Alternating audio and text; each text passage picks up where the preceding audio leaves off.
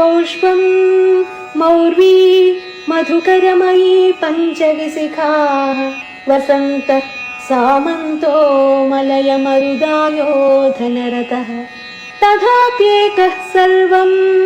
हिमगिरिसुते कामपि कृपाम् अपाङ्गाते लब्ध्वा जगदिद मनङ्गो विजयते क्वणत्काञ्चीदाम कदिकलभ कुम्भस्तननता परिक्षीणा मध्ये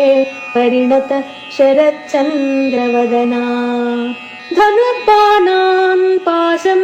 श्रेणिमपि दधाना करतलैः पुरस्ता दास्तां नः कुलमथितु राहो पुरुषिका महीं मूलाधारेकमपि मणिपूरे हुतवहं स्थितं स्वाधिष्ठाने हृदि मरुतमाकाशमुपरि मनोऽपि भ्रूमध्ये सकलमपि भित्त्वा कुलपथं सहस्रारे पद्मे सहरहसि पत्या विहरसे सुधाधारासारैः चरणयुगलान्तर्विगलितैः प्रपञ्चं सिञ्चन्ति पुनरपि रसाम्नाय महसः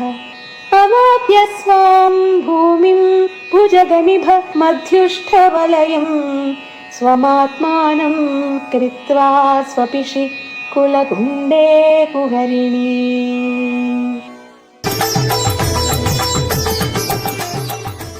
चतुर्भिः श्रीकण्ठैः शिवयुवतिभिः पञ्चभिरपि प्रभिन्नाभिः शम्भोर्नवभिरपि मूलप्रकृतिभिः चतुश्चत्वारिंशत्वसुदल कलास्रत्रिवलय त्रिरेखाभिः सार्धं तव शरणकोणाः परिणताः।